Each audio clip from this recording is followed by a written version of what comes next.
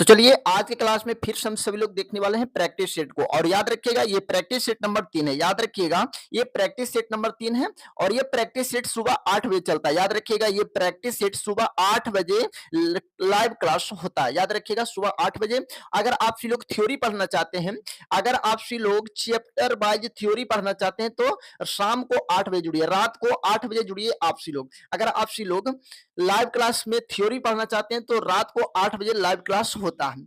और याद रखिएगा ये प्रैक्टिस सेट नंबर 3 है। याद रखिएगा अगर आप सभी लोग प्रैक्टिस सेट नंबर 1 से 2 तक नहीं देखें तो इसका प्रैक्टिस सेट, इसका प्लेलिस्ट बना दिया गया है, आप सभी लोग देख सकते हैं।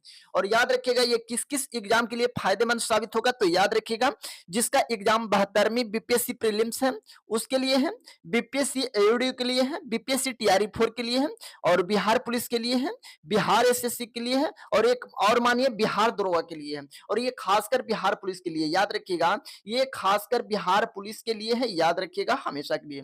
और ये खासकर जो ज्यादा इंपॉर्टेंट है ये बिहार पुलिस के लिए है, याद रखिएगा हमेशा के लिए। तो चलिए क्लास को शुरू करते हैं। और आप सभी लोग एक बात और याद रखिएगा, अगर आप सभी लोग क्लास अच्छा लगे तो कमेंट बॉक्स में जरूर बताकर जाइएगा। अगर आप सभी लोग को क्लास अच्छा लगे तो जरूर बताकर चलिएगा कमेंट बॉक्स में। तो चलिए क्लास को शुरू करते हैं, पहले प्रश्न की ओर बढ़ते हैं। तो पहला प्रश्न कहता है कि संविधान अधिनियम यानी 35वां संविधान संशोधन अधिनियम के संदर्भ में निम्नलिखित कथनों पर विचार कीजिए। बेहद इंपॉर्टेंट प्रश्न है, याद रखिएगा। और ये जिस आप लोग जिस तरह से प्रश्न देखेंगे इस क्लास में उसी तरह से आपका एग्जाम में भी प्रश्न रहने वाला है। तो पहला कथन कहता है कि भारतीय संविधान में 10वीं अनुसूची पहली बार जोड़ी गई थी। यानी ये कथन कर रहा है कि 10वीं अनुसूची पहली बार 35वां संविधान संशोधन में जोड़ा गया था। बिल्कुल सही है, याद रखिएगा। पहली बार पूछ रहा है तो 35वां संविधान संशोधन में ही इसका चर्चा किया गया था। लेकिन आप सभी लोग 10वीं अनुसूची में किया दल बदल जोड़ा गया, याद रखिएगा दल बदल है, याद रखिएगा दल बदल है। 10वीं अनुसूची में दल बदल है, लेकिन दल बदल 10वीं अनुसूची में मेन रूप से 52वां संविधान संशोधन द्वारा जोड़ा गया, याद रखिएगा 52वां संविधान संशोधन द्वारा जोड़ा गया है। लेकिन इसका पहली बार चर्चा पूछेगा तो 35वां संविधान संशोधन में भी हुआ था, इसीलिए ये कथन सही है। कथन 2 कहता है कि सिक्किम को भारतीय संघ के साथ सहयोगी राज्य बनाया गया था। बिल्कुल सही है। 35वां संविधान संशोधन 1974 के द्वारा सिक्किम को सह राज्य की दर्जा दिया गया था। अगर आप सभी लोग को पूछ लिया जाएगा कि सिक्किम का राज्य का गठन कब हुआ था, सिक्किम का पूर्ण राज्य का दर्जा कब मिला था, तो ये 1975 में मिला था। याद रखिएगा 1975 में मिला था और संशोधन था 36वां। याद रखिएगा संशोधन था 36वां, याद रखिएगा हमेशा के लिए। अगर सह राज्य की दर्जा पूछेगा तो 35वां हो जाएगा और पूर्ण राज्य का दर्जा पूछेगा तो 36वां हो जाएगा, याद रखिएगा आप सभी लोग। तो इसका सही जवाब हो जाएगा 1 और 2 दोनों सही है, तो ऑप्शन बी करेक्ट आंसर हो जाएगा, याद रखिएगा हमेशा के लिए। तो चलिए जी अगले प्रश्न की ओर बढ़ते हैं। अगला प्रश्न है जो कि काफी इंपॉर्टेंट प्रश्न है, याद रखिएगा।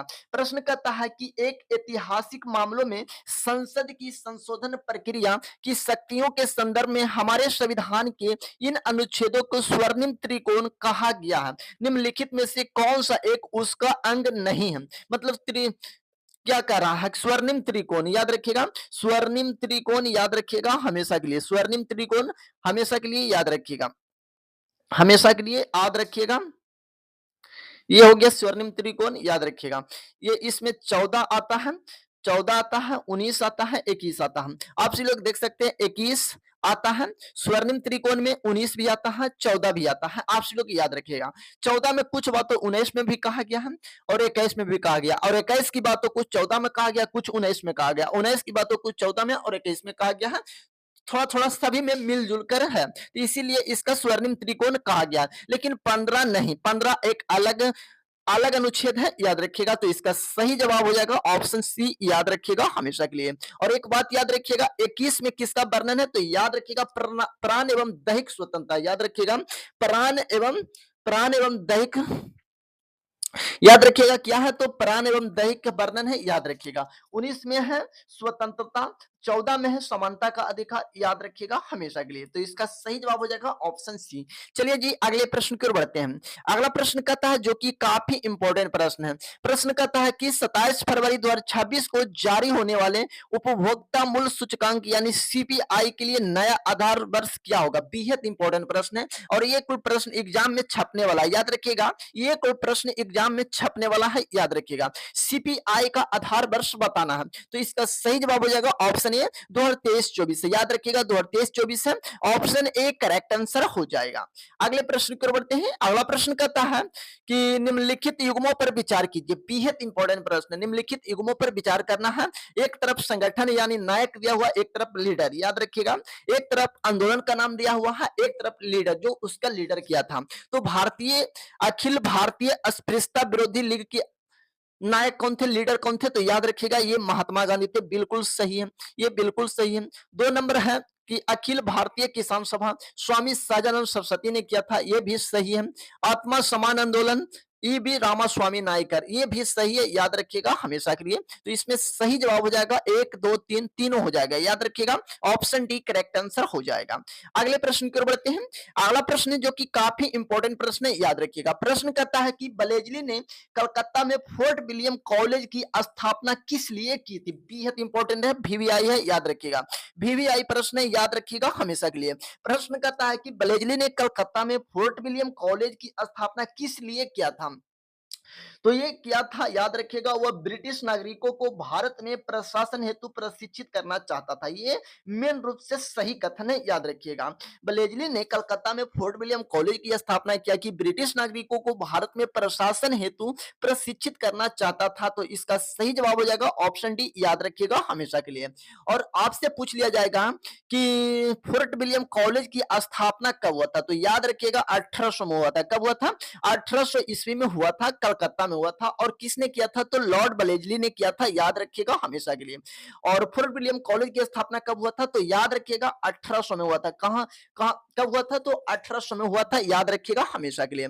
और याद रखिएगा बंगाल का शेर किसे कहा जाता है, बंगाल का शेर किसे कहा जाता है, तो याद रखिएगा लॉर्ड बलेजली को कहा जाता है। किसको कहा जाता है, लॉर्ड बलेजली को कहा जाता है। बंगाल का संधि किसे कहा जाता है, तो लॉर्ड बलेजली को, सॉरी, बंगाल का टाइगर किसे कहा जाता है, तो लॉर्ड बलेजली को कहा जाता है। और एक बात याद रखिएगा, सहायक संधि किसने लाया था, तो लॉर्ड बलेजली ने ही लाया था। इस बात को भी आप सभी को ध्यान रखना है।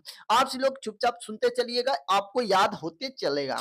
चलिए जी अगले प्रश्न की ओर बढ़ते हैं। और अगर आप सभी लोग इसका पीडीएफ लेना चाहते हैं तो हमारे टेलीग्राम चैनल लिंक दिया हुआ है डिस्क्रिप्शन में, आप सभी लोग जुड़ जाइएगा, उस पर पीडीएफ मिल जाता है। चलिए जी अगले प्रश्न की ओर बढ़ते हैं।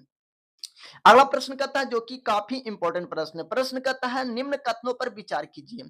कथन 1 कहता है कि हृदय के दाएं भाग में शुद्ध ऑक्सीजनित रक्त पाए जाते हैं, बिल्कुल गलत है, याद रखिएगा, बिल्कुल गलत है। कथन 2 कहता है कि हृदय के बाएं भाग में अशुद्ध या भी ऑक्सीजनित रक्त ही पाए जाते हैं, ये भी बिल्कुल गलत है, ये भी बिल्कुल गलत है। देखिए इस तरह के शरीर में, याद रखिएगा, इस तरह के शरीर में पाया जाता है। तो ये हो गया आलिंद, याद रखिएगा, ये हो गया आलिंद, याद रखिएगा, आलिंद हो गया। और ये हो गया नीलय, याद रखिएगा, ये नीलय हो गया, याद रखिएगा। और ये नीलय होगा। अब बीच में एक आता है कंकाल तत्व, याद रखिएगा, इसी तरह से आता है, इसे सिप्टम कहा जाता है, याद रखिएगा हमेशा के लिए।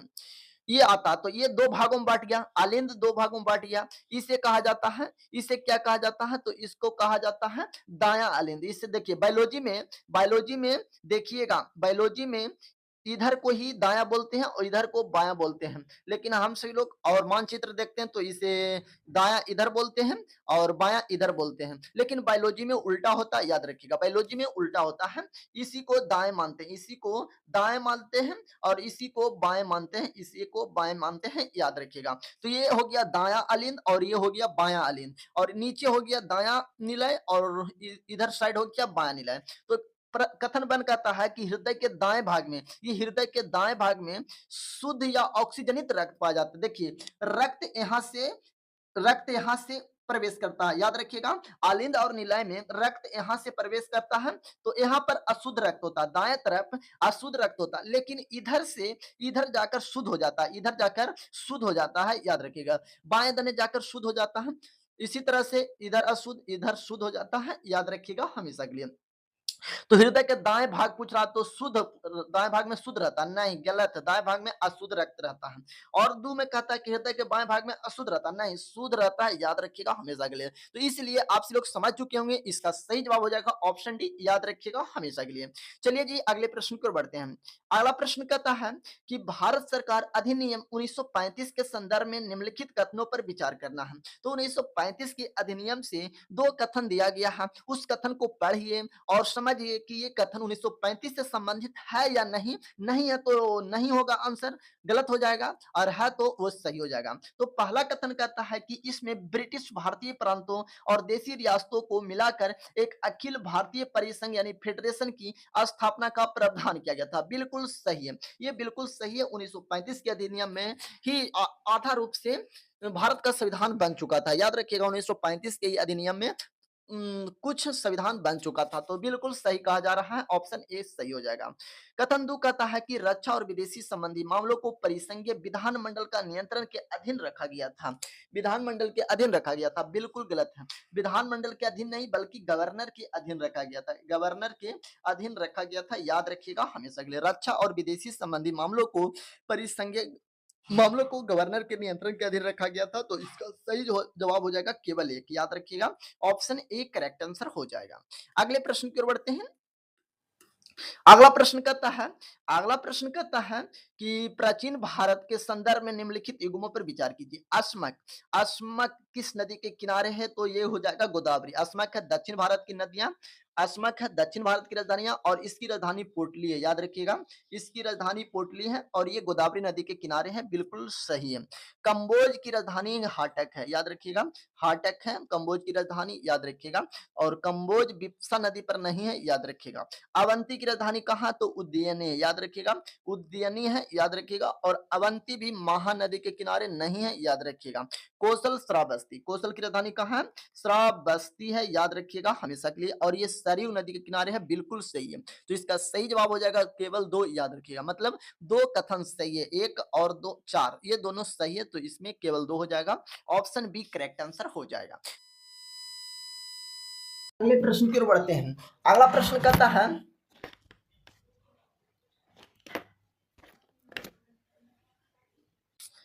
अगला प्रश्न कहता है, अगले प्रश्न की ओर बढ़ते हैं।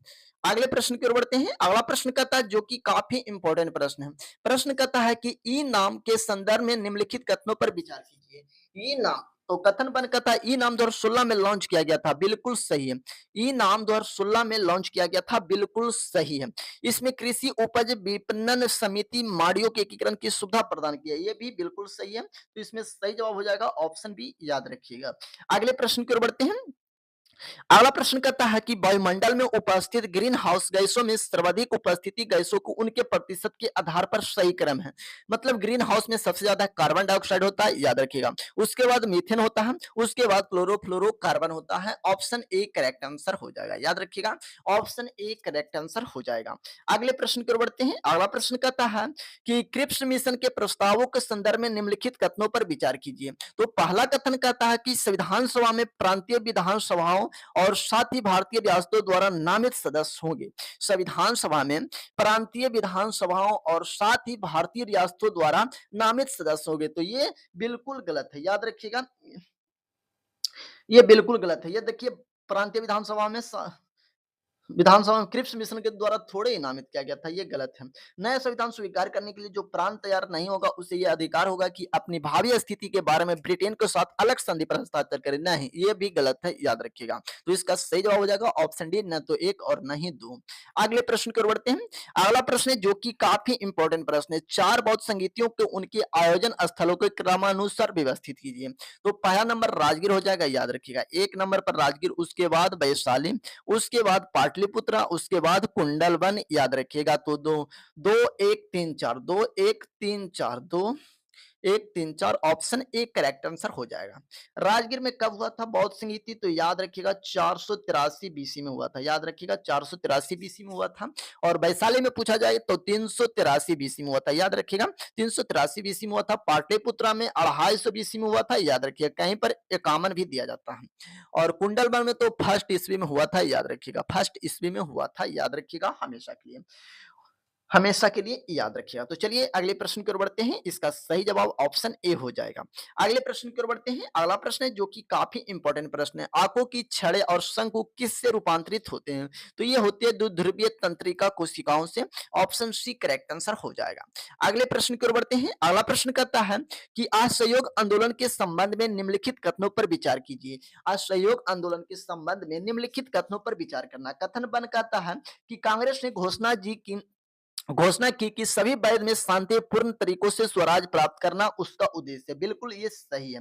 और इसे चरणों में कार्यान्वित किया जाना था जिसमें सभी ने अवज्ञा और करों का भुगतान न करना अगले चरण के लिए थे। केवल केवल तब जब स्वराज एक वर्ष में प्राप्त न होता सरकार दमन पर उतर आती। तो ये कथन याद रखिएगा। ये कथन भी सही है। याद रखिएगा। ऑप्शन सी हो जाएगा। याद रखिएगा हमेशा के लिए।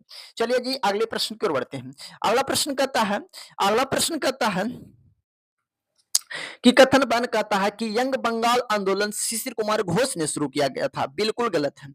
यंग बंगाल शिशिर कुमार घोष नहीं बल्कि शिशिर कुमार घोष नहीं बल्कि याद रखिएगा हमेशा के लिए हेनरी ड्रिजियो ने किया था। याद रखिएगा। यंग बंगाल आंदोलन को शिशिर कुमार घोष ने शुरू नहीं किया था बल्कि बल्कि किसने किया था? हेनरी ड्रिजियो ने किया था। याद रखिएगा। हेनरी ड्रिजियो ने किया था। हेनरी ड्रिजियो ने किया था। डेरिजियो ने किया था। याद रखिएगा। हेनरी ड्रिजियो ने किया था। याद रखिएगा हमेशा के लिए। और यंग बंगाल 1820 में हुआ था। स्थापना 1820 में हुआ था। याद रखिएगा। प्रार्थना समाज की स्थापना 1865 में हुआ था। बिल्कुल गलत है। 1867 में हुआ था। याद रखिएगा। 1867 में हुआ था। और प्रार्थना समाज की स्थापना आत्माराम पांडुरंग ने किया था। याद रखिएगा। प्रार्थना समाज की स्थापना आत्माराम पांडुरंग ने किया था। तो ये भी कथन गलत है। तो ना तो एक और दोनों गलत हो जाएगा। ऑप्शन बी करेक्ट आंसर हो जाएगा। आप सभी लोग सुधार कर लीजिएगा।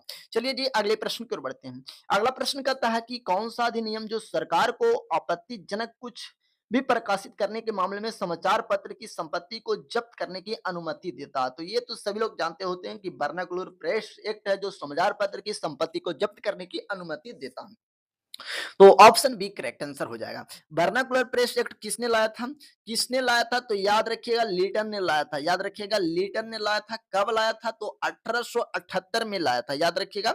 1878 में लाया था। और समाप्त किसने किया था? समाप्त किसने किया था? सभी लोग बताने का प्रयास कीजिएगा। समाप्त किसने किया था? तो रिपन ने किया था। याद रखिएगा। रिपन ने किया था 1882 में। याद रखिएगा। 1882 में रिपन ने किया था। ये बात को आप लोग याद कर लीजिएगा। तो इसका सही जवाब ऑप्शन बी हो जाएगा। अगले प्रश्न की ओर बढ़ते हैं। अगला प्रश्न कहता है कि अटल कार्यकलाप और शहरी परिवर्तन मिशन योजना के नागरिकों को निम्नलिखित में सुधार का लाभ मिल रहा है। यानी किसका सुधार मिल रहा है? जैसी अटल आपसे लोग पढ़िएगा उसे जल आपूर्ति प्रणाली लगा दीजिएगा। आपका आंसर सही हो जाएगा। ऑप्शन डी करेक्ट आंसर हो जाएगा। अगले प्रश्न की ओर बढ़ते हैं। अगला प्रश्न कहता है कि नीचे दो कथन दिए गए हैं जिनमें एक को अभिकथन और दूसरे को कारण आर के रूप में अंकित किया गया है। अभिकथन ये कहता है कि भारतीय नृत्य में विविध लोक और शास्त्रीय रूप शामिल है जो विभिन्न राज्यों में से है। बिल्कुल कथन बिल्कुल सही है। याद रखिएगा। कारण आर कहता है कि प्रसिद्ध लोक नृत्य पंजाब में भांगड़ा। बिल्कुल सही है। भांगड़ा कहाँ का? पंजाब का है।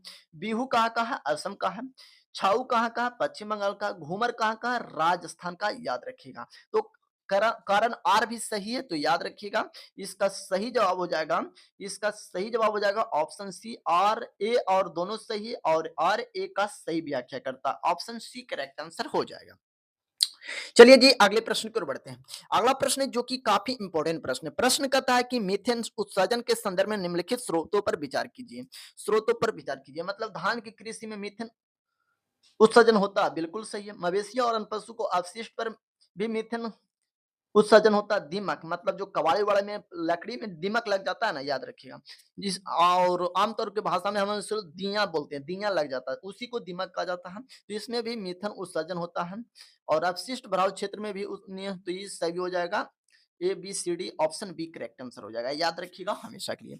चलिए जी अगले प्रश्न की ओर बढ़ते हैं। अगला प्रश्न कहता है कि सूची 1 को सूची 2 से सम्मिलित कीजिए तथा नीचे दिए गए कूट की सहायता से सही उत्तर चुनिए।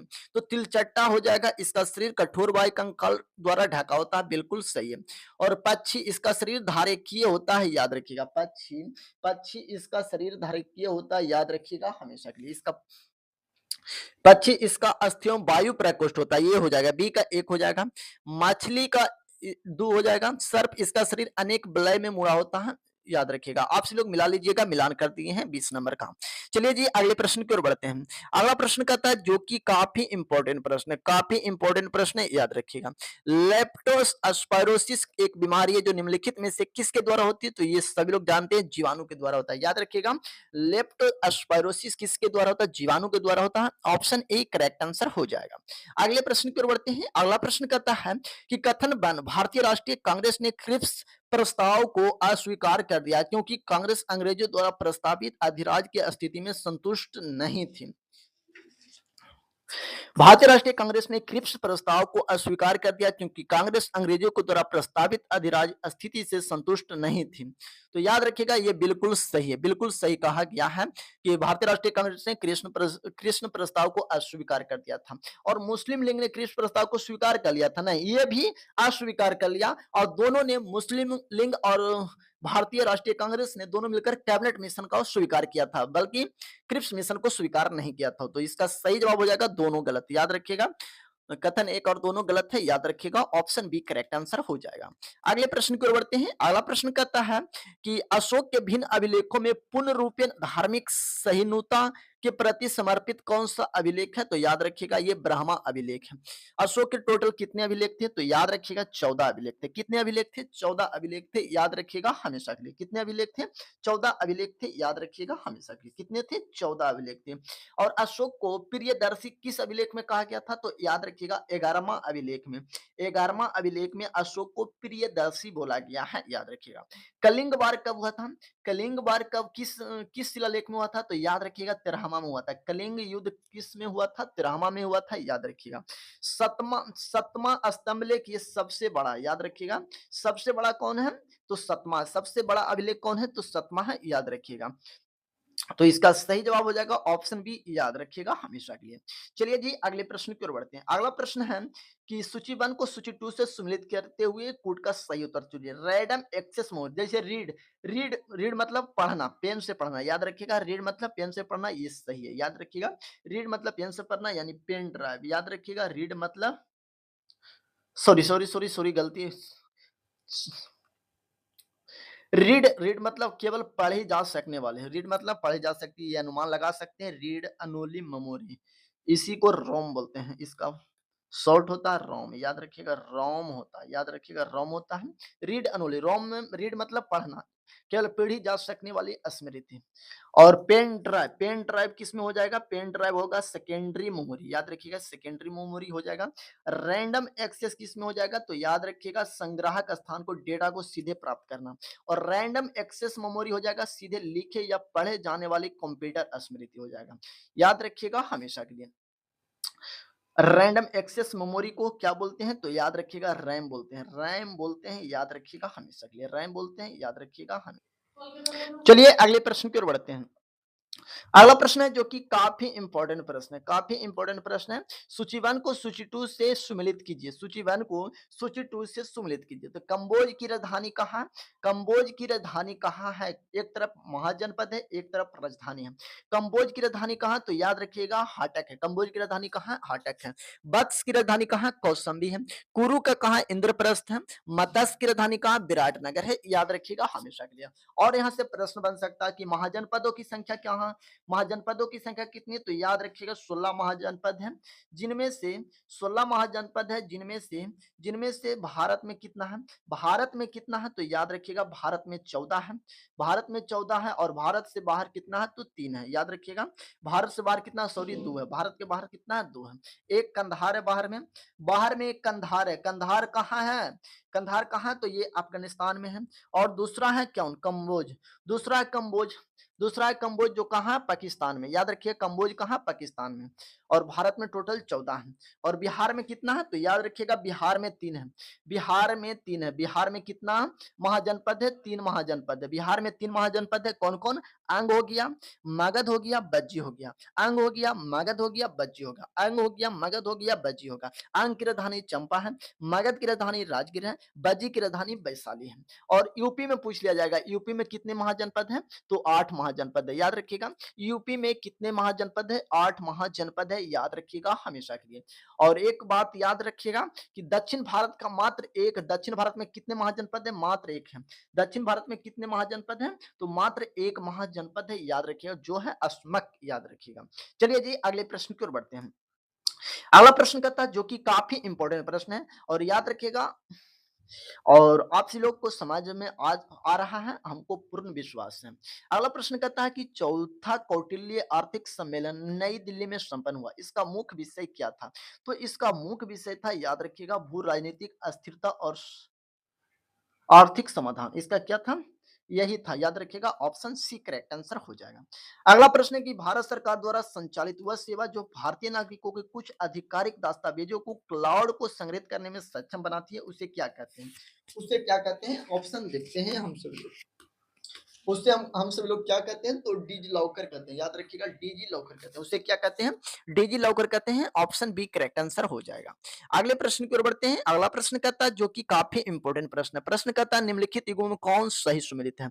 गत का कहाँ का? तो याद रखिएगा, गत का पंजाब का, ये गलत है, याद रखिएगा। कहाँ का? पंजाब का। कहाँ का? पंजाब का है, याद रखिएगा। मधुबनी कहाँ का? बिहार का, बिल्कुल सही। सिंधे खवास सिंधु दर्शन उत्सव कहाँ है? तो जम्मू कश्मीर, बिल्कुल सही है। तो 2 और 3 बिल्कुल सही है, ऑप्शन सी करेक्ट आंसर हो जाएगा। अगले प्रश्न की ओर बढ़ते हैं। अगला प्रश्न कहता है कि निम्नलिखित युग्मों पर विचार कीजिए। दंपा टाइगर रिजर्व कहाँ? तो मिजोरम में, बिल्कुल सही है। गुमटी वन्यजीव अभयारण्य कहाँ? सिक्किम में, नहीं, बिल्कुल गलत है, ये त्रिपुरा में, याद रखिएगा। गुमटी वन्यजीव अभयारण्य कहाँ? त्रिपुरा में, त्रिपुरा में है, याद रखिएगा, त्रिपुरा में है। सरामती शिखर कहाँ? नागालैंड में, ये भी बिल्कुल सही है। तो 1 और 3 सही है, ऑप्शन सी करेक्ट आंसर हो जाएगा, याद रखिएगा हमेशा के लिए। चलिए जी अगले प्रश्न की ओर बढ़ते हैं। अगला प्रश्न कहता है कि दक्षिण से उत्तर की ओर स्थित बिहार के जिलों को सही समूह में छांटिए। तो सबसे दक्षिण में तो गया है, याद रखिएगा। उसके बाद पटना, उसके बाद सहते, ये यहाँ पर सहरसा हो जाएगा, याद रखिएगा, सहरसा हो जाएगा, याद रखिएगा, सहरसा हो जाएगा। उसके बाद मधुबनी, तो ऑप्शन ए करेक्ट आंसर हो जाएगा। अगले प्रश्न की ओर बढ़ते हैं। अगला प्रश्न कहता है कि चावल चावल किसमें प्रयुक्त है? तो उच्च ताप एवं उच्च आर्द्रता की आवश्यकता है ये चावल को। चाय किससे? तो ये उष्ण एवं आर्द्र पाला मुक्त जलवायु की आवश्यकता, याद रखिएगा। गेहूं शीत उपजाऊ, मतलब शीत ऋतु में होता है, याद रखिएगा। आप लोग मिलान कर लीजिएगा। चलिए जी अगले प्रश्न की ओर बढ़ते हैं। अगला प्रश्न जो कि काफी इंपॉर्टेंट प्रश्न है। भारत के निम्नलिखित क्षेत्रों में किस एक में मैग्रोव वन, सदापर्णी वन और पर्णपाती वनों का संयोजन है? तीनों का संयोजन कहाँ? तो याद रखिएगा, अंडमान निकोबार में। कहाँ है? अंडमान निकोबार में है, ऑप्शन डी करेक्ट आंसर हो जाएगा। अगले प्रश्न की ओर बढ़ते हैं। अगला प्रश्न कहता है कि यदि आप घड़ियाल को उनके प्राकृतिक आवास में देखना चाहते हैं तो निम्नलिखित में से किस स्थान पर जाना सबसे सही है? तो ये चंबल नदी पर जाना सबसे ज्यादा अच्छी मानी जाएगी, क्योंकि वहां पर घड़ियाल बहुत सारे रहते हैं। तो ऑप्शन बी करेक्ट आंसर हो जाएगा। अगले प्रश्न की ओर बढ़ते हैं। अगला प्रश्न कहता है कि निम्नलिखित कथनों पर विचार करें। तो कथन बन कहता है कि आर्कियन शैली प्रणाली भारत की सबसे पुरानी शैल प्रणाली, बिल्कुल सही कहता है, ये कथन बिल्कुल सही है। सबसे आम आर्कियन शैल निस है, ये भी बिल्कुल सही है। धड़वार शैल प्रणाली आर्कियन शैल प्रणाली के बाद वाला हिस्सा है, ये भी बिल्कुल सही है। तो इसका सही जवाब ऑप्शन सी हो जाएगा, 1, 2 और 3। अगले प्रश्न की ओर बढ़ते हैं। अगला प्रश्न है जो कि काफी इंपॉर्टेंट प्रश्न है। प्रश्न कहता है कि दृष्टि दोष दृष्टि वैषम्य तब उत्पन्न होती है जब कॉर्निया की आकृति गोलीय नहीं होती है। ऑप्शन ए करेक्ट आंसर हो जाएगा। जब दृष्टि दोष दृष्टि वैषम्य तब उत्पन्न होती है जब कॉर्निया की आकृति गोलीय नहीं होती है। ऑप्शन ए करेक्ट आंसर हो जाएगा। अगले प्रश्न की ओर बढ़ते हैं। अगला प्रश्न कहता है अगला प्रश्न कहता है अगला प्रश्न कहता है कि सूची 1 को सूची 2 से सम्मिलित कीजिए। कथन एक कहता है लोहे पर जिंक की परत चढ़ाना क्या कहलाता है? तो इस दल्लेपन कहलाता है, याद रखिएगा, इस दल्लेपन कहलाता है। या और क्या कहलाता है? जस्तीकरण कहलाता है, ग्लाइनाइजेशन कहलाता है, बहुत सारे कहलाते हैं। लोहे पर जिंक की परत चढ़ाना।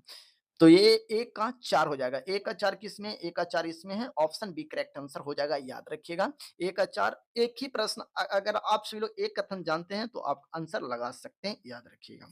चलिए जी अगले प्रश्न की ओर बढ़ते हैं और बता देते हैं। बी का 1 हो जाएगा, बी का 1 हो जाएगा, सी का 2 हो जाएगा, याद रखिएगा, सी का 2 हो जाएगा और डी का डी का क्या हो जाएगा? डी का 3 हो जाएगा, याद रखिएगा।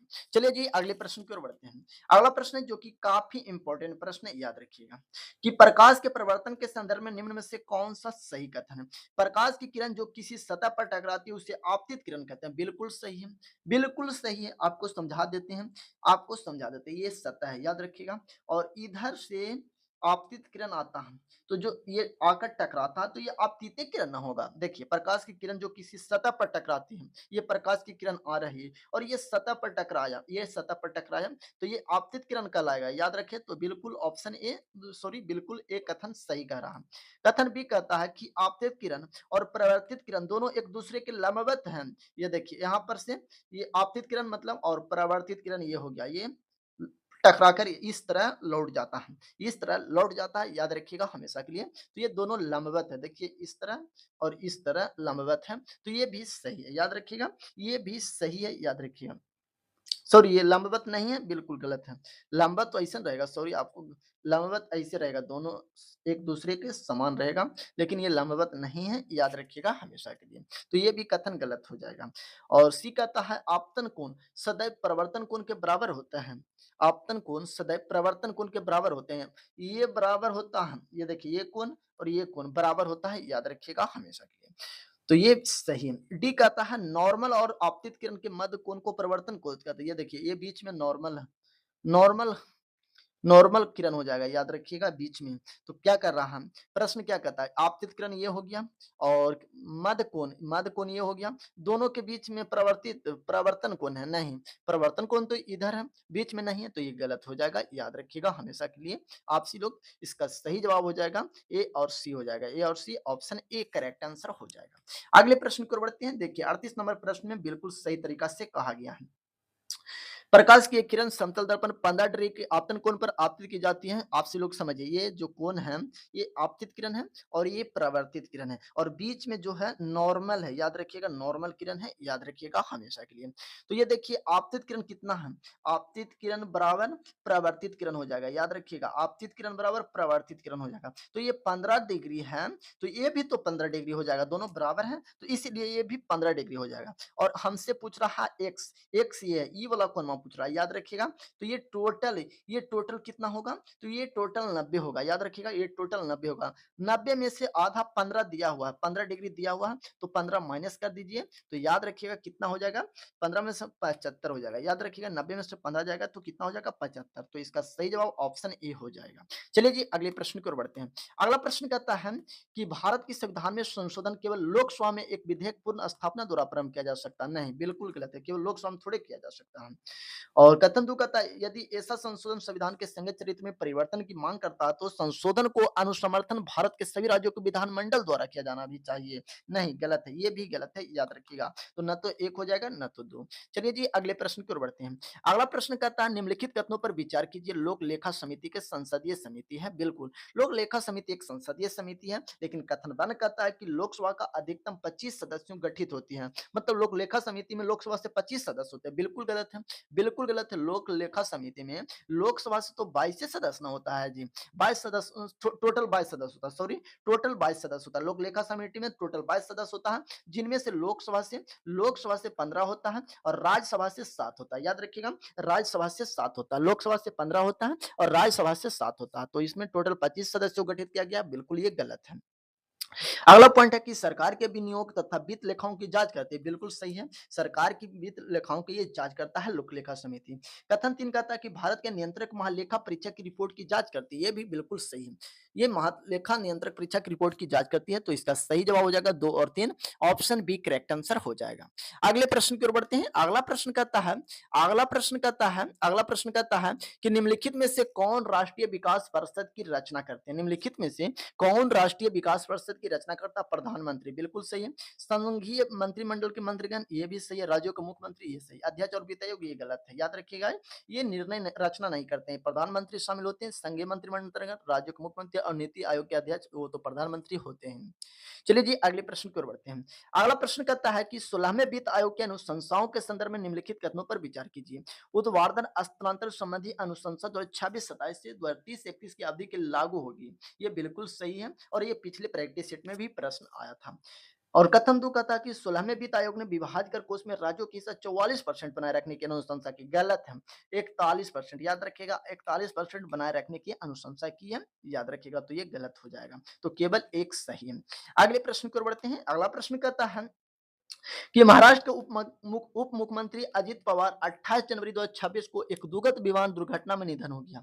लियर जेट 45 की किस हवाई अड्डे पर दुर्घटनाग्रस्त हुआ? तो ये बरामती हवाई अड्डा, याद रखिएगा, ऑप्शन सी करेक्ट आंसर हो जाएगा। अगले प्रश्न की ओर बढ़ते हैं। अगला प्रश्न है कि दुर्लभ मृदा गलियारे किन 4 राज्यों को विकसित किए जाएंगे? दुर्लभ मृदा गलियारे से किन 4 राज्यों में विकसित किया जाएगा? तो याद रखिएगा उड़ीसा हो जाएगा, केरल हो जाएगा, आंध्र प्रदेश हो जाएगा, तमिलनाडु हो जाएगा, ऑप्शन बी करेक्ट आंसर हो जाएगा।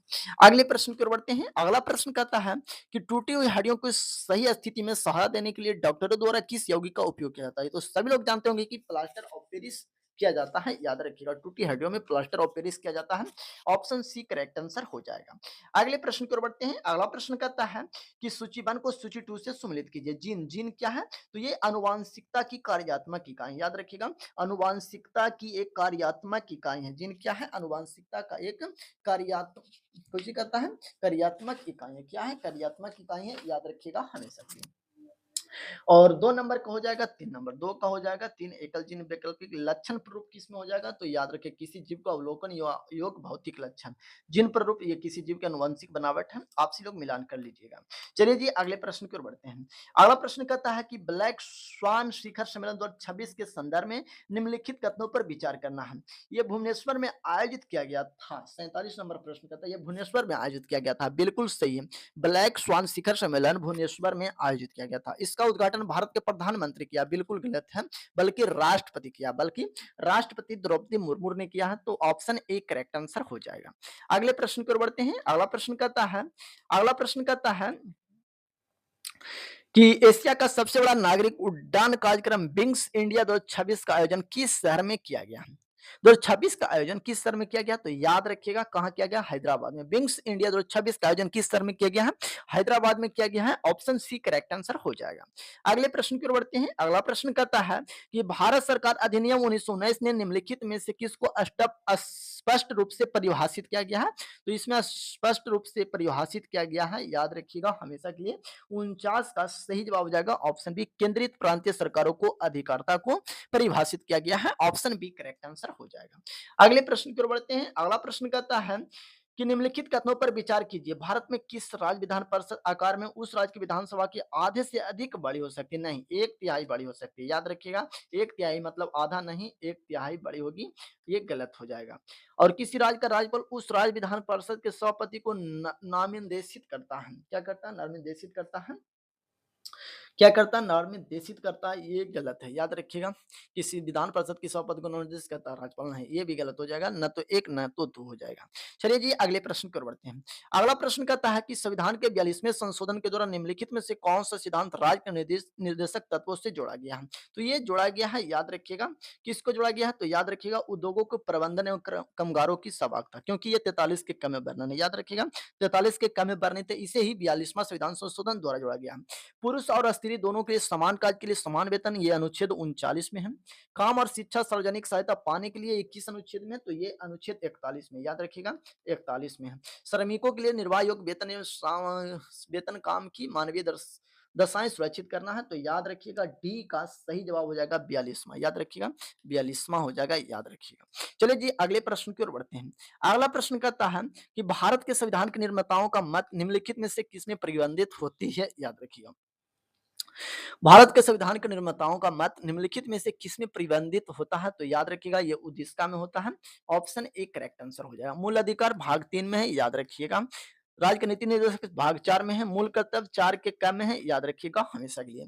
चलिए जी अगले प्रश्न की ओर बढ़ते हैं। अगला प्रश्न कहता है कि भारत के संविधान मंत्री को 4 श्रेणियों में बांटा गया। गलत है, 4 श्रेणी में नहीं बल्कि 3 श्रेणी में। पहला हो गया कैबिनेट मिशन, दूसरा हो गया राज्य मंत्री, तीसरा हो गया उप मंत्री, यही तीनों है, याद रखिएगा। कथन दो कहता है कि संघ सरकार में मंत्रियों की कुल संख्या प्रधानमंत्री को मिलाकर लोकसभा के कुल सदस्यों की 15% से अधिक नहीं होनी चाहिए, बिल्कुल सही है, 15% से अधिक नहीं होनी चाहिए, तो केवल 2 हो जाएगा। अगले प्रश्न की ओर बढ़ते हैं। अगला प्रश्न कहता है कि केंद्रीय बजट के संदर्भ में निम्नलिखित कथनों पर विचार करना। कथन वन कहता है कि प्रधानमंत्री की ओर से केंद्रीय वित्त मंत्री संसद के दोनों सदनों के समक्ष वार्षिक वित्तीय विवरण रखते हैं। बिल्कुल सही है। केंद्रीय स्तर पर भारत के राष्ट्रपति की अनुशंसा के बिना अनुमोदनों की मांग नहीं की जा सकती। ये भी बिल्कुल सही है। तो इसका सही जवाब हो जाएगा ऑप्शन सी, याद रखिएगा। चलिए जी अगले प्रश्न की ओर बढ़ते हैं। अगला प्रश्न कहता है कि रक्त में भोजन की अधिकतम मात्रा किसमें अवशोषित होता है? तो याद रखिएगा छोटी आंत यानी ग्रहणी में होता है। याद रखिएगा डुडेनियम होता है। ऑप्शन डी करेक्ट आंसर हो जाएगा। अगले प्रश्न की ओर बढ़ते हैं। अगला प्रश्न कहता है कि सूची 1 को सूची 2 से सम्मिलित कीजिए। तो सोडियम हो जाएगा संतुलन बनाए रखने में, कैल्शियम हो जाएगा हड्डियों तथा दांतों को मजबूत बनाने में, लोहा हो जाएगा हीमोग्लोबिन का घटक, आयोडीन होगा थायरोक्सिन बनाने के लिए। तो आप सभी लोग मिलान कर लीजिएगा, हम मिला दिए हैं, आप सभी लोग आंसर लगा लीजिएगा। चलिए जी अगले प्रश्न की ओर बढ़ते हैं जो कि 57 नंबर प्रश्न है। ये काफी इंपॉर्टेंट प्रश्न है। 2025 में सिंधु भारत ने किस घटना के जवाब कार्यवाही के रूप में सिंधु जल संधि को निरस्त कर दिया था? तो ये था पहलगांव आतंकी हमला। ये 2025 में हुआ था। कब हुआ था? ये 2025 में हुआ था। कब हुआ था? तो याद रखिएगा हमेशा के लिए, ये 2025 में हुआ था। 22 अप्रैल 2025 में हुआ था। याद रखिएगा हमेशा के लिए। चलिए जी अगले प्रश्न की ओर बढ़ते हैं। अगला प्रश्न कहता है निम्नलिखित पहाड़ियों में से कौन छोटा नागपुर पठार के उत्तरी पूर्वी छोर पर है? ये देखिए ये झारखंड है और इस साइड पूर्वी क्षेत्र में राजमहल की पहाड़ियां। याद रखिएगा इस साइड में राजमहल की पहाड़ियां हैं। तो ऑप्शन ए करेक्ट आंसर।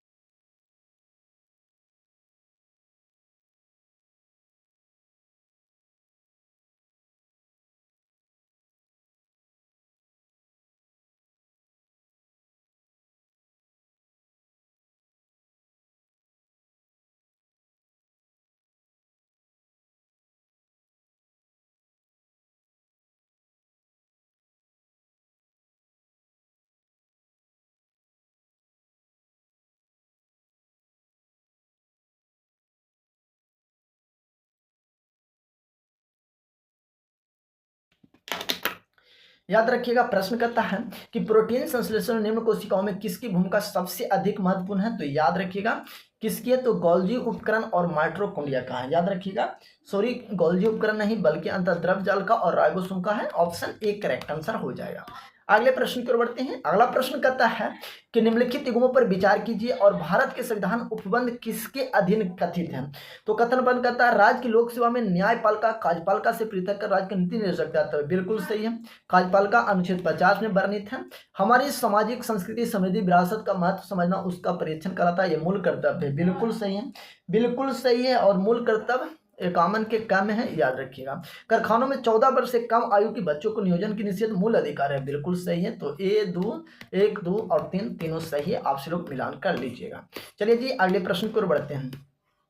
अगला प्रश्न कहता है कि भारत के निम्नलिखित संगठनों को निकायों पर विचार कीजिए। राष्ट्रीय पिछड़ा वर्ग आयोग ये संगठन है। याद रखिएगा एक संवैधानिक संगठन है और इसका वर्णन 338 के बी में है। याद रखिएगा 338 के बी में। बाकी सभी गलत है। बाकी सभी गलत है। याद रखिए केवल एक हो जाएगा। अगले प्रश्न की ओर बढ़ते हैं। अगला प्रश्न कहता है कि निम्नलिखित कथनों पर विचार कीजिए। संसद अधिनियम 1959 कई पदों को लाभ के पद के आधार पर निर्दोषता से छूट देता है। निर्दोषता से छूट देता है। संसद अधिनियम 1959 कई पदों को लाभ का पद आधार पर निर्दोषता से छूट देता है। तो ये भी बिल्कुल सही है। याद रखिएगा ये बिल्कुल सही है। याद रखिएगा हम उपयुक्त अधिनियम 5 बार संशोधित किया गया था। ये भी बिल्कुल सही है। शब्द लाभ का पद भारत के संविधान के भली भांति परिभाषित किया गया नहीं, गलत है। ऑप्शन ए और 2 हो जाएगा। चलिए जी अगले प्रश्न की ओर बढ़ते हैं। अगला प्रश्न कहता है कि बजट 2026 कृषि क्षेत्र के लिए किस एआई आधारित उन्नत टूल लॉन्च की घोषणा किया गया? तो भारत विस्तार। ऑप्शन सी करेक्ट आंसर हो जाएगा। अगले प्रश्न की ओर बढ़ते हैं जो कि काफी इंपॉर्टेंट प्रश्न है। प्रश्न कहता है कि वर्ष 2026 भारत और किस संगठन के बीच समुद्री सहायता वर्ष के रूप में मनाया जा रहा है? तो समुद्री सहायता वर्ष के रूप में किसके साथ मनाया जा रहा है? तो याद रखिएगा ब्रिक्स के द्वारा। ऑप्शन ए करेक्ट आंसर हो जाएगा। अगले प्रश्न की ओर बढ़ते हैं। अगला प्रश्न कहता है कि प्रधानमंत्री जनधन योजना निम्नलिखित में से किसके लिए प्रारंभ की गई थी? किसके लिए प्रारंभ किया गया था? तो याद रखिएगा हमेशा के लिए प्रधानमंत्री जनधन योजना, प्रधानमंत्री जनधन योजना ये देश के वित्तीय समावेशन को प्रोत्साहित करने के लिए प्रारंभ किया गया था। ऑप्शन सी करेक्ट आंसर हो जाएगा। अगले प्रश्न को बढ़ते हैं। अगला प्रश्न कहता है अभिक्रिया का प्रकार पहचान कीजिए। देखिए FeSO4 हो गया और Cu निकल गया, कॉपर निकल गया, मतलब ई विस्थापन हुआ, विस्थापन और reduction, option A correct answer हो जाएगा। अगले प्रश्न की ओर बढ़ते हैं जो कि काफी इंपॉर्टेंट प्रश्न है। भारत के स्वदेशी क्षेत्रीय नौवहन उपग्रह प्रणाली का नाम क्या है जिसे अक्सर भारतीय GPM कहा जाता है, उससे उपयुक्त विकल्प को चुनिए। इसका उपयुक्त विकल्प नाविक, ऑप्शन बी करेक्ट आंसर हो जाएगा। याद रखिएगा ऑप्शन बी करेक्ट आंसर हो जाएगा। अगले प्रश्न की ओर बढ़ते हैं। अगला प्रश्न है मौद्रिक नीति समिति के संबंध में निम्नलिखित कथनों में से कौन सा सही है। कथन पर कहता है कि RBI मानक ब्याज दरों को निर्धारण करती है, बिल्कुल सही है। दूसरा कथन कहता है ये 12 सदस्यीय निकाय, गलत है, ये 12 सदस्यीय बल्कि 6 सदस्यीय निकाय है।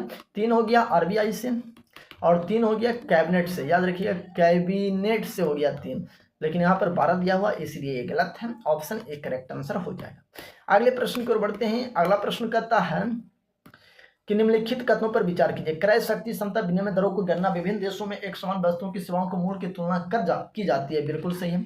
PP डॉलर के संदर्भ में भारत विश्व की 6ठी सबसे बड़ी अर्थव्यवस्था नहीं बल्कि तीसरा, याद रखिएगा तीसरा सबसे बड़ी अर्थव्यवस्था। PP डॉलर के संदर्भ में भारत विश्व की तीसरी सबसे बड़ी अर्थव्यवस्था है, तो इसका सही जवाब ऑप्शन ए हो जाएगा। अगले प्रश्न को बढ़ते हैं। अगला प्रश्न कहता है कि भारत में निम्नलिखित में से कौन एक उन फैक्ट्रियों में जिनमें कामगार नियुक्त है औद्योगिक विवादों और सपनों छाटने संबंधी के विषय में सूचनाओं को संकलित करता है, तो ये हो जाएगा उद्योग संवर्धन आंतरिक व्यापार विभाग, ऑप्शन बी करेक्ट आंसर हो जाएगा।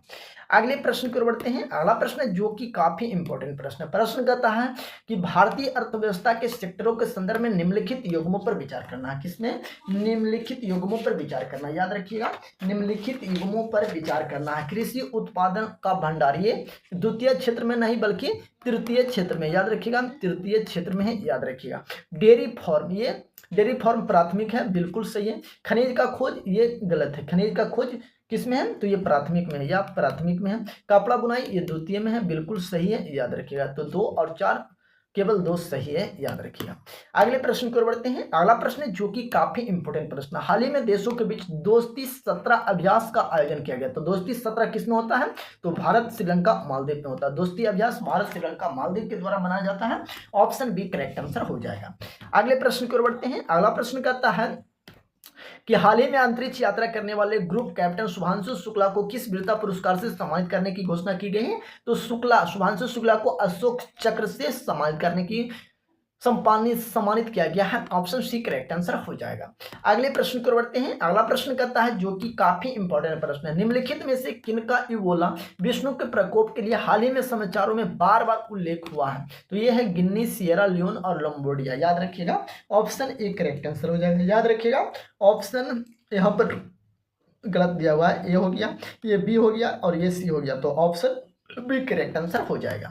अगले प्रश्न की ओर बढ़ते हैं। अगला प्रश्न कहता है निम्नलिखित कथनों में से कौन सही है और विषाणु संक्रमित कर सकते हैं? जीवाणुओं को, कवकों को, पादपों को, तीनों सही हो जाएगा, ऑप्शन डी हो जाएगा। चलिए जी अगले प्रश्न की ओर बढ़ते हैं। अगला प्रश्न कहता है हाल ही में समाचारों में आई फोर्टलेजा उद्घोषणा निम्नलिखित में किसके मामलों से संबंधित है? तो याद रखिएगा ये WTO के माध्यम से, WTO की स्थापना 1995 में हुआ था, याद रखिएगा हमेशा के लिए। अगला प्रश्न है निम्नलिखित में से कौन विश्व के देशों के लिए सार्वभौम लैंगिक अंतराल सूचकांक का श्रेणीकरण प्रदान करता है? तो इसका ऑप्शन देख लेते हैं। इसका ऑप्शन ये हो गया विश्व आर्थिक मंच, याद रखिएगा क्या हो जाएगा?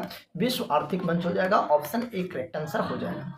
अगला प्रश्न जो कि काफी इंपॉर्टेंट प्रश्न है। 68वीं ग्रैमी अवार्ड से पहली बार सम्मानित होने वाले आध्यात्मिक हस्ती कौन है? तो ये दलाई लामा, याद रखिएगा ये दलाई लामा है, ऑप्शन सी करेक्ट आंसर हो जाएगा।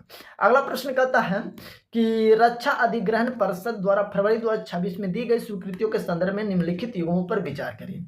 कथन बन कहता है कि राफेल बहुभूमिका लड़ाकू विमान है, क्या है? लड़ाकू विमान है, ऑप्शन ए करेक्ट आंसर हो जाएगा। दूसरा गलत है। P-8 प्रोसोइल वायु जहाज आधारित उच्च संधारित वाला उपग्रह, गलत है। विवट टैंक रोधी खदान है, बिल्कुल सही है, तो इसका सही जवाब 1 और 3 हो जाएगा, ऑप्शन सी करेक्ट आंसर हो जाएगा। अगले प्रश्न की ओर बढ़ते हैं। अगला प्रश्न कहता है कि निम्नलिखित घटनाओं पर विचार कीजिए। तो सबसे बाद में कौन घटित हुआ था? सबसे गोवा स्वतंत्र भारत का अंग बना है, 4 हो जाएगा। कब बना है? तो 1987 में, याद रखिएगा। इंपीरियल बैंक बदलकर बैंक ऑफ इंडिया 1955 में, याद रखिएगा हमेशा के लिए 1955 में। तो इसका सही जवाब हो जाएगा 3214, 3214 हो जाएगा, याद रखिएगा, ऑप्शन बी हो जाएगा।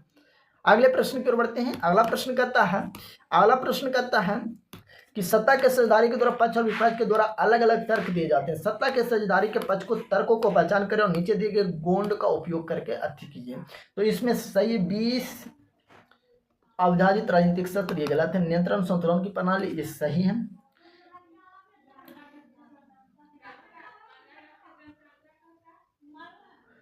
और सामाजिक रूप से पिछड़े वर्गों को प्रतिनिधित्व, ये भी सही है।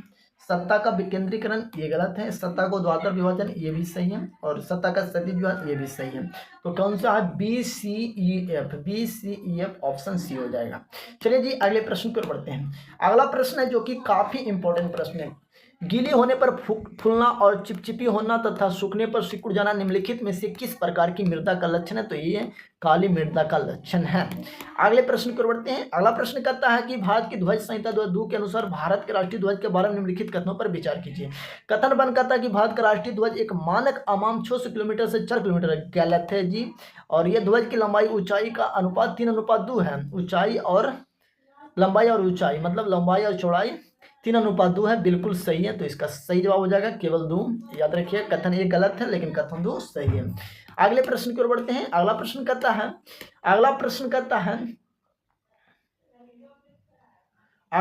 है जो कि काफी इंपॉर्टेंट प्रश्न है। प्रश्न कहता है कि ब्रिक्स के संबंध में निम्नलिखित कथनों पर विचार कीजिए। 16वां ब्रिक्स शिखर सम्मेलन रूस की अध्यक्षता में कजाकिस्तान में संपन्न हुआ था, बिल्कुल सही है। इंडोनेशिया ब्रिक्स का पूर्ण सदस्य बन गया है, बिल्कुल सही है। 16वां ब्रिक्स शिखर सम्मेलन मुख्य विनय नियम पूर्वक वैश्विक सुरक्षा के लिए बहुत सख्त करना था, बिल्कुल गलत है। तो 1-2 हो जाएगा।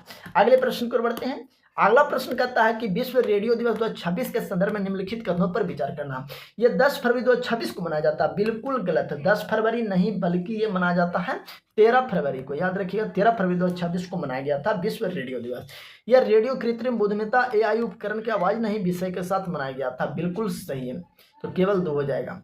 अगले प्रश्न की ओर बढ़ते हैं। अगला प्रश्न करता है कि किस संस्था ने जलवायु परिवर्तन और जैव विविधता के हानि के नियंत्रण हेतु प्रकृति पुनः स्थापन विधि अधिनियमित किया है? तो ये हो जाएगा आर्थिक सहयोग और विकास संगठन, ऑप्शन सी करेक्ट आंसर हो जाएगा।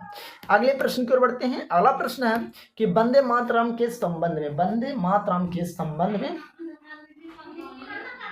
निम्नलिखित कथनों पर विचार। किसी समारोह में राष्ट्रगान गाए जाने पर वंदे मातरम सभी 6 श्लोक को राष्ट्रगान से पहले गाए या बजाया जाना चाहिए, बिल्कुल सही है।